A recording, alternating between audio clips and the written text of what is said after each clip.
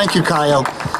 No, when the Griffith family approached the city and said they wanted to build the Great Wheel, it was with that backdrop, that knowledge that we are going to have a lot of construction down here, replacing the seawall, which we need to do, all the other construction that's going on.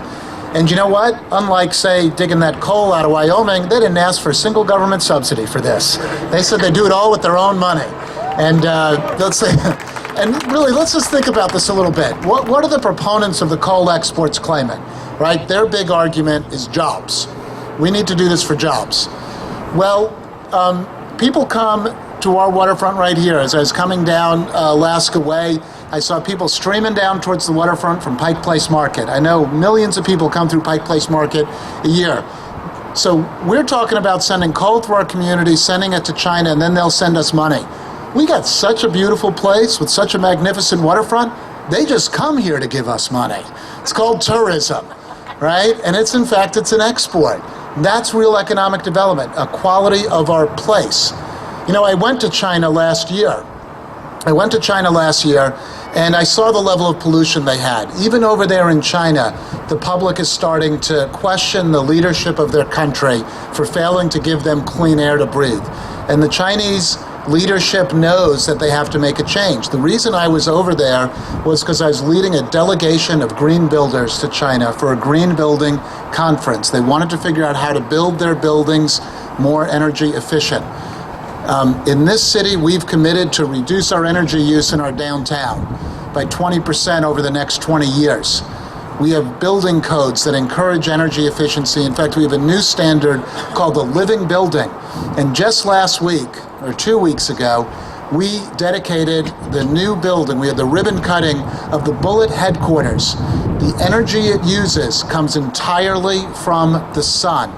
That's what we should be exporting to China, our green building technology, not coal. You know, in fact, we have one of the fastest growing urban economies in the nation right now. And we're doing it because we're looking towards the future. You know, the Great Wheel is a new icon of our waterfront. The Bullet Foundation's a new icon of our city and sustainability and energy efficiency. And right down the way here is the Space Needle. And 50 years ago, a little more than 50 years ago, the people of this city said, we're going to put this city on the map. We're going to put it on the map as the city of the future, is what they said. And the Space Needle was that symbol, and the Seattle Center was that symbol. Now, I was being introduced at the kickoff of the 50th anniversary by John Keister of Almost Live fame, and he said back then they were promising us flying cars and jetpacks, personal jetpacks, and what happened? Now we have a mayor who wants us to ride a bicycle. What happened? He said. And it's a good line. You know, and as Yogi Berra said, the future ain't what it used to be. And they didn't get it right in all the particulars about what the future would hold. But you know what? 50 years ago, they did get something right. They said we were going to be a forward-looking city. And we're going to look to innovation and creativity, right? We're going to look to arts and culture. We will look to the beauty of our place. We're going to look to our own community to lift ourselves up. And that's what we've done over the last 50 years. We've worked to restore Puget Sound and the salmon runs that the Lummi Nation depends on. You know, we've worked to make our buildings more energy efficient. We're going to work to make our waterfront more beautiful. We're going to work to clean up the Duwamish. We're going to work to set a standard of economic development in which we're bright green, in which we're socially just, right? That's what we're going to do here. And other cities are going to look at this. I loved what Reuven had to say. You know, shipping coal is a 19th century proposal. This is a 21st century city. This is the city of the future. There's a way for us to grow jobs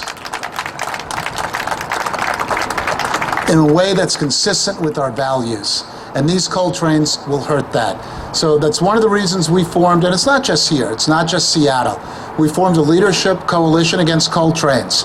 We have tribal leaders, we have city leaders from up and down the train line, and we're going to keep building that coalition. And we will show them that we have a better way here in the state of Washington, we have a better way here in the city of Seattle, and we'll do it from the leadership side. But I'll tell you something, I was active in the Sierra Club before I ran for office, and I was active in my neighborhood. And the reason I was active was that I believed that citizens organizing together to demand things from their leaders could make a difference. And let me tell you something, now that I'm mayor, I know that it's true, okay? The power belongs with you. So organize, support the elected leaders who stand up to take a stance, and we'll stop these coal trains. Thank you.